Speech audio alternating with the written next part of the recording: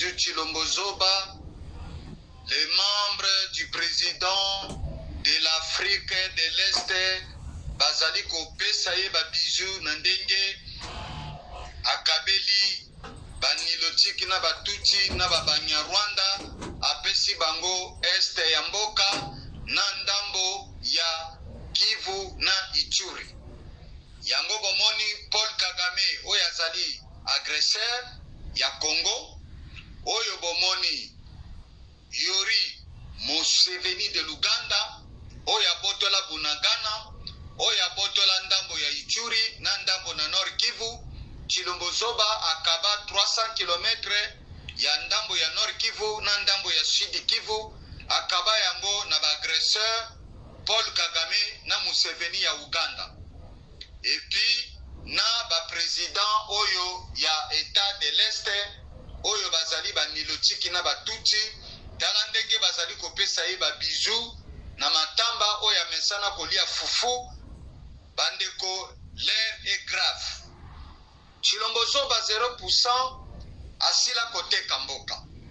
Tshilombo Zoba azui 70% ya ba terre agricole na biso ya Congo, akaba yango na Banyarwanda na banilotike pe na batuti.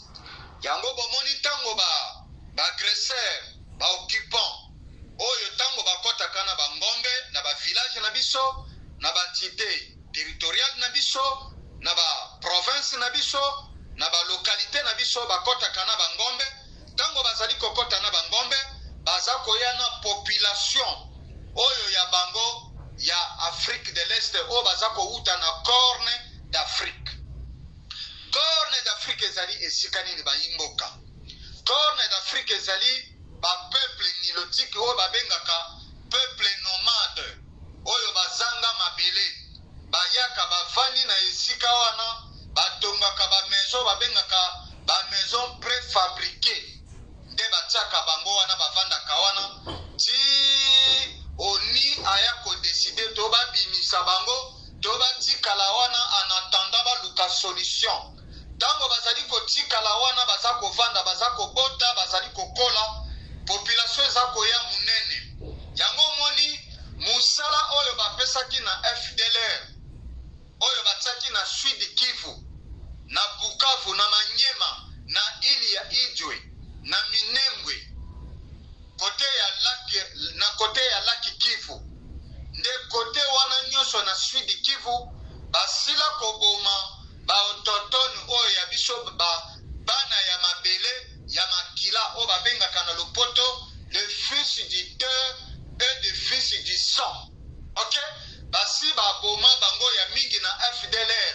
FDLR bayaki na politiki ya peur ya kobangisa ba autochtone congolais, koboma bango na bambeli, kokata bango na kingo, kopasola bango, kokotisa ba mama banzete na se ya ba bomama pona tinete population misusu baza kobanga bazali kokima bazotika bandako na bango na ba village na ba territoire na ba localité baza ko abandonner bazali kokima na bango ba misu bakima bakenda musika. Yango omoni population wana bauti na Corne d'Afrique ezali ba Yéménien, ba Itirien, ba Soudanais, ba Éthiopien, ba pays wana nyonso wana na Soudan, et puis na ndambo ya batuti oyo bautaki na Somalie na Uganda na Somalie, et puis na Soudan du Sud nde baya bauta na Rwanda tango baye koboma Abiyarimana oyo azali Hutu azali Tua oyo na mabele ya Kigali na Rwanda ba vrai autochtone ezali ba Hutu na Batwa. Baboma bango ba extermina bango basala génocide, baboma ba Hutu na Batwa bakolo mabele babengana bango bachangela bango meme hymne national, bachangela bango meme drapeau national, babengana bango baye ko imposer bango pona bandima ke etini tuti azalaka na mabele wana. Or Paul Kagame na Museveni bazali batuti oyo bauta na Somalie. Ok, baye babomi président ya Soudan, babomi président ya Rwanda, bayoke impose bango batieli bango etini fabriqué na kombo ya batuti. Ok?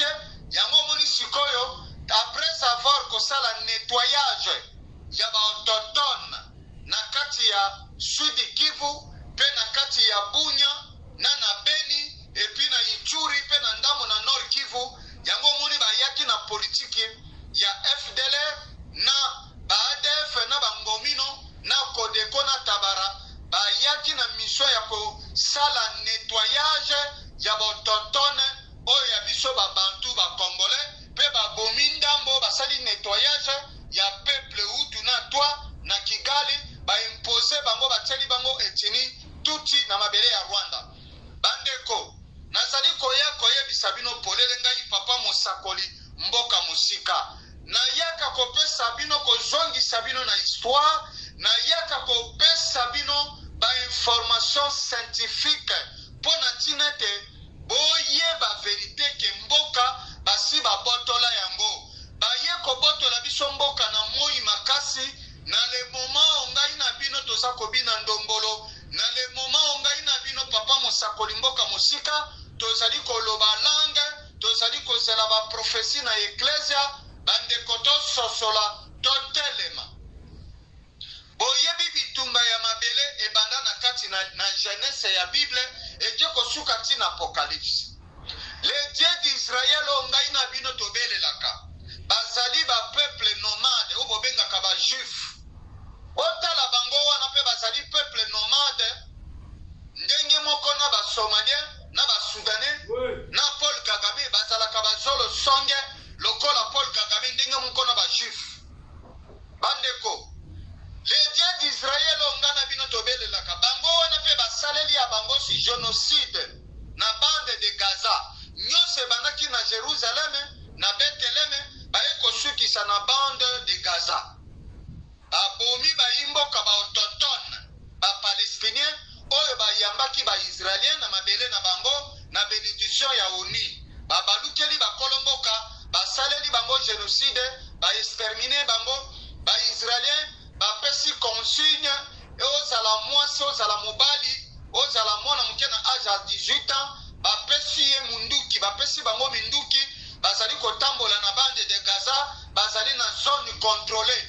C'est quoi le danger des zones contrôlées? Ceux qui okoti na zone contrôlée bandeko na ngai ozala mama ozala tata bakozala na besoin na yote priorité na bango ezali basi base makolo na bango na zone contrôlée bakomona ozala nzinzi ozala mpese bakoboma yo bakozala na mawa na yo te pamba te mission na bango ezali baextermine baautochtone bakolomboka basala nettoyage ethnique. Yango moni politique oyo communauté état d'Afrique de l'Est oyo boza komona oyo batie liboso Paul Kagame na Museveni na Urura Kenyatta na Baruto oyo bazali ya EAC. Ok?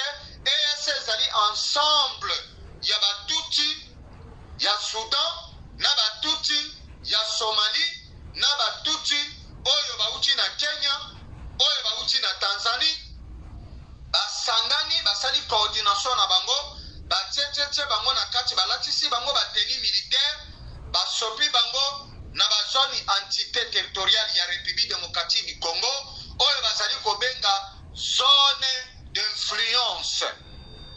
Ok? Oyo bazali kobenga zone d'influence.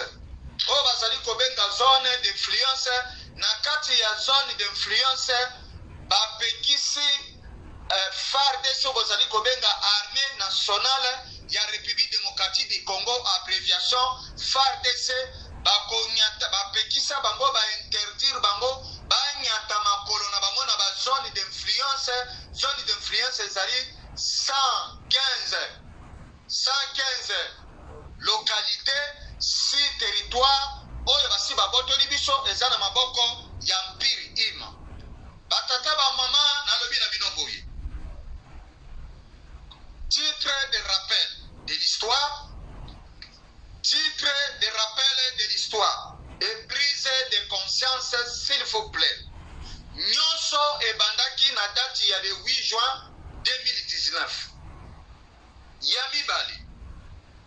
Date ya le 28 septembre 2020 à Minembwe na ngonga ya 10h du matin.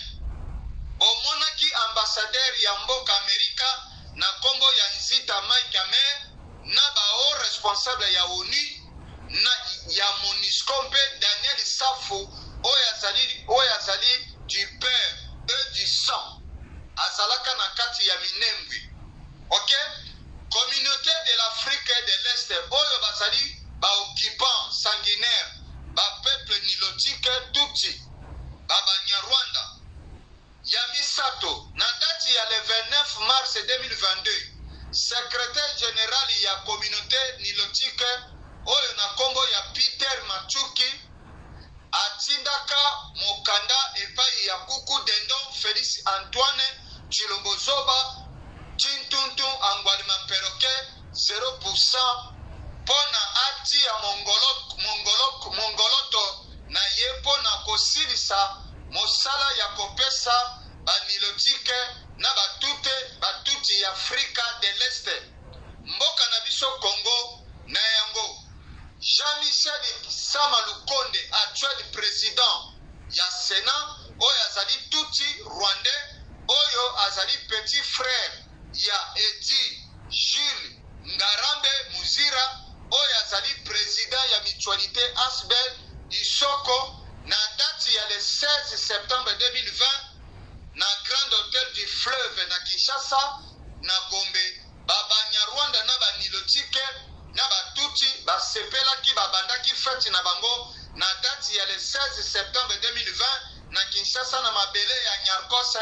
Baye na bambunda na bango na bokoko na bango ya banilotiki na batuti na Banyarwanda na bazali kobina mabina na bango. Bozali na video bobete na Google bobeta date ya le 16 septembre 2020 bokomona Asbel Isoko o basa kobenga batuti congolais oyo Chilombozo basa ko imposer biso tondima etini fabriquer tuti congolais balobi soit disant bauti na laki Kivu na ili ya Ijwe na Bukavu pe na Manyema. Na président ya Asbel Isoko azali tuti azali grand frère ya Sama Lukonde na kombo ya Edi Jules Ngarabe Muzira yenga za président ya Asbel Isoko. Bandeko botelema bofungola miso na bino pamba te Chilombozo bazali très dangereux asila kopesa Kivu asila koteka yango azui 70% ya baterre agricole ya Congo akaba yango aseda deja Kivu bozali Kidiba. Après avoir batuti Banyarwanda banilotike basali feti na bango babandaki yango le 16 septembre 2020 na Grand Hôtel Le Fleuve du Congo. Yango wana nazali koyebisa bino ke bazwi Sud Kivu Minembwe est devenu un état dans un état. Histoire ezali kolobela bino banso mboka ekei nazali kobenga bino botanga na mukanda ya Biblia na Jérémie chapitre 4 verset 1 à 2 bokolela bandeko na ngai soki bolingi kotelema te. Félix Antoine Chilombozoba Tintuntu Angwalima Perroquet 0% aye kokata pe ko-officialiser balikanisation ya mboka na présence ya 6 présidents ya Empire Ima banilotiki na Banyarwanda oyo ya communauté économique et monétaire de l'Afrique de l'Est na date ya le 8 avril 2022 na Kenya. Bozali na bafoto na capitale na Nairobi na ngonga ya 10h du matin na capitale économique sociale ya banilotike na mboka ya Kenya. Voilà bakor oyo mwana ya Etienne Tshisekedi wa Mulumba kuku dendo awuti koteka République démocratique du Congo.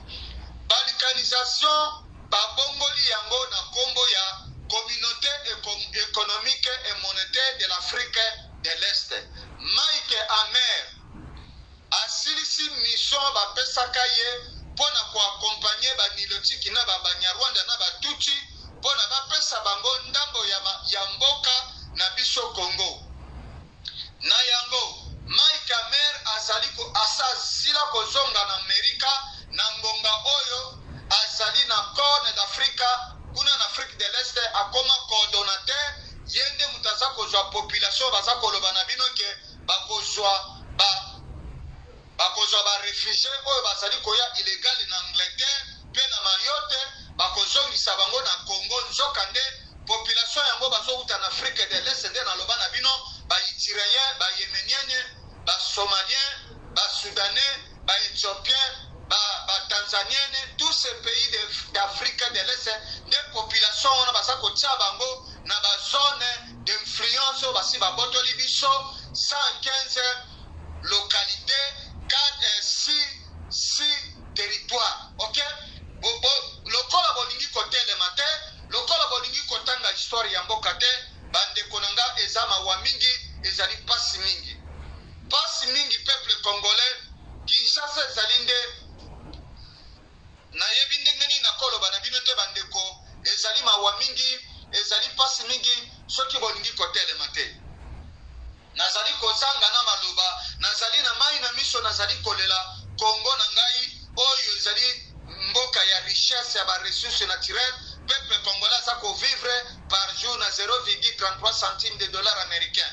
Ezali triste réalité virtuelle na mboka na biso peuple congolais azangi aveni akobanda wapi na tongo tanga za kolamuka akobandela wapi akosukela wapi. Triste réalité virtuelle.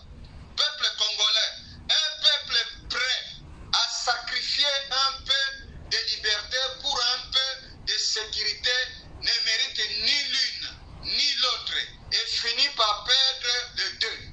Dans notre pays, République démocratique du Congo, nous avons un peuple perdu sans esprit patriotique, constructif et souffre d'un manque de conscience patriotique. C'est un peuple immoral et ignorant. Quand le gouvernement viole les droits du peuple, l'insurrection est pour le peuple le plus sacré et le plus indispensable des devoirs.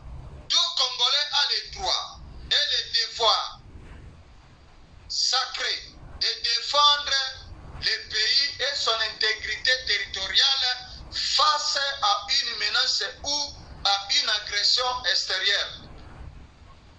Nous devons agir maintenant dans la rue, immédiatement. L'exaction et réaction dans la rue, oui, motomopela. La rue, c'est pour le peuple. On ne libère pas un peuple se libère. Un peuple se libère seul. Un peuple peut être libre et victorieux s'il est solidaire. Un peuple qui n'agit pas est un peuple immoral. La patrie ou la mort. Je vous appelle dans l'esprit constructif, légitime et sacrificiel. La vérité n'a pas de frontières comme votre curiosité. Congo et Colonabiso d'hôtel. Mes chers compatriotes, la résistance patriotique continue. Motomopela, la rue ou rien. La mort pour la patrie, oui. Un peuple qui ne reconnaît pas ses valeurs, ses droits et ses devoirs est un peuple maudit, un peuple perdu. La rue, c'est le seul moyen, la seule solution pour se sortir de cette situation catastrophique. Combien les élections ont eu lieu dans ce pays? La République démocratique du Congo balkanisée économiquement, territorialement. Que deviennent nos terres agricoles? Peuple congolais, dites-moi quelle solution a été trouvée? Zéro. Zéro solution. Donc, je vous appelle dans l'esprit collectif et constructif à nous libérer de l'injustice économique, sociale, environnementale, écologique et historique qu'on nous a imposée depuis 30 ans de colonisation, de néocolonialisme. Peuple congolais, l'heure a sonné. Nous devons prendre conscience de l'enjeu qui se joue si la Constitution est changée. Non, non et non au changement de la Constitution. Nous devons restaurer notre pays, notre souveraineté nationale est légitime en tant que citoyens congolais. Nous devons tous être unis dans l'esprit collectif, sacrificiel, Sans sacrifice, nous ne gagnerons jamais cette bataille de balkanisation, de colonisation, de l'injustice sociale. Nous devons restaurer notre pays, notre souveraineté nationale et légitime en tant que citoyens congolais. Nous devons tous être unis dans l'esprit du respect, des consignes du sacrifice. Nous devons être dans l'esprit collectif pour que l'alternative économique et sociale soit productive et réelle. Un peuple qui a faim n'a plus d'espoir. Il doit avoir une conscience collective affirmée pour que le pays soit un pays libre et indépendant. Une vision collective et appropriée aux citoyens doit être recherchée pour que le gouvernement puisse construire une conscience propre aux besoins de son peuple. La rue, c'est pour le peuple et pour des citoyens inconditionnels. Nous devons nous libérer par nous-mêmes. On ne libère pas un peuple se libère seul. Personne n'a jamais libéré personne. Totalement. Bolinga, bolinga te, bokotelema. Mes chers compatriotes, Chilombozoba 0% asila kote Kivu. Apesa na banilotiki na batuti, beba Banyarwanda 70% ya terre agricole na biso. Ndenge mokope Congo Brazzaville Sasungesu akaba 20% ya terre agricole ya République populaire du Brazza na batuti ya Paul Kagame. Chilombozoba 0% talandenge obomimboka, talandenge otekimboka, ezali mawa mingi, ezali pasi mingi. Mes chers compatriotes, nalobi na bino boy. Bino baye oyo bozali na ba chaîne ya YouTube. Nazali kobenga bino na esprit conscience. Zone sous influence des agresseurs. Ba territoire na biso ezali occupé. Zone sous influence des agresseurs terroristes du M23. Ça représente 115 localités et 6 territoires sont occupés. Maintenant, Walikale vient de tomber sous influence des terroristes agresseurs du M23. Donc, 6 localités, 115 localités conquises et 6 territoires conquises par le Rwanda et l'Ouganda de l'Empire Imatuti. Après avoir éliminé les populations autochtones dans l'est de la République démocratique du Congo, les agresseurs occupants ont installé leur peuple Tutsi et Nilotique. Territoire du Walikale, c'était le dernier territoire qui nous restait maintenant. Elle est conquise par Paul Kagame et Yoweri Museveni de l'Ouganda. Accord de paix du Luanda, un processus politique très délicat dont échec total pour favoriser la balkanisation de notre territoire et localités en faveur des agresseurs occupants de l'Empire Imatuti à qui la faute. Mes chers compatriotes, province du Nord Kivu, territoire de Walikale, dont dernier territoire Oyetikalaki, Lelo Ezali maintenant occupé par les terroristes du M23, triste réalité virtuelle.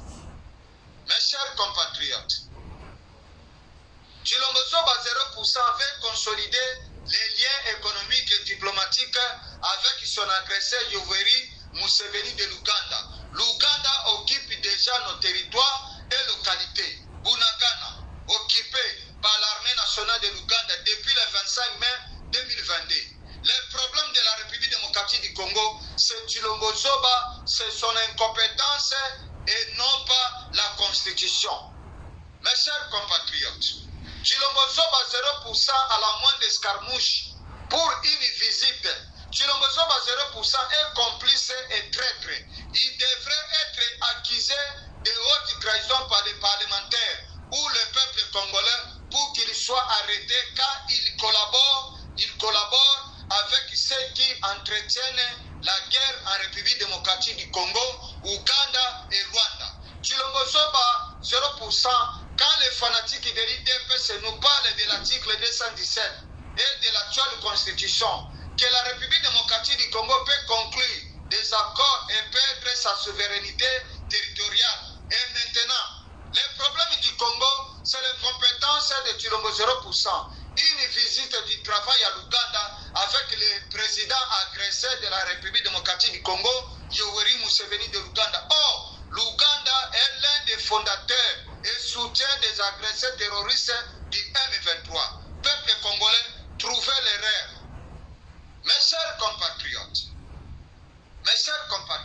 les problèmes du Congo, c'est l'incompétence de Tshilombo 0%. Tshilombo 0% a trahi son pays, République démocratique du Congo, pour ses intérêts personnels égoïstes. Il a vendu Kivu au Banyarwanda. Tshilombo 0% avait 3 missions. Blanchir l'occupation, endormir le peuple congolais en disant « Je ferai le Congo allemand de l'Afrique ». Après, il a fini de dire que je ferai la jeunesse congolaise des millionnaires. Tshilombo 0% a légalisé l'occupation et la barricadisation. Tshilombo 0%, il doit partir. Son incompétence et sa trahison, nous tous, on a vu dans nos propres yeux. Pourquoi il continue à protéger son agresseur occupant Yoweri Museveni de l'Ouganda? Qui peut répondre à ma question? Tshilombo 0% à la moindre escarmouche. Mes chers compatriotes, Sengeli to bengana mona mobalo na lumbangu. Soki to tikiye na kati ya mboka bandeko na ngai akonyokola biso, akomonisa biso pasi, akonyokola biso na ndenge ya kosakana te. Bandeko, hôtel de l'Emera, accord de l'Emera, AFDEL égale Ouganda et Rwanda.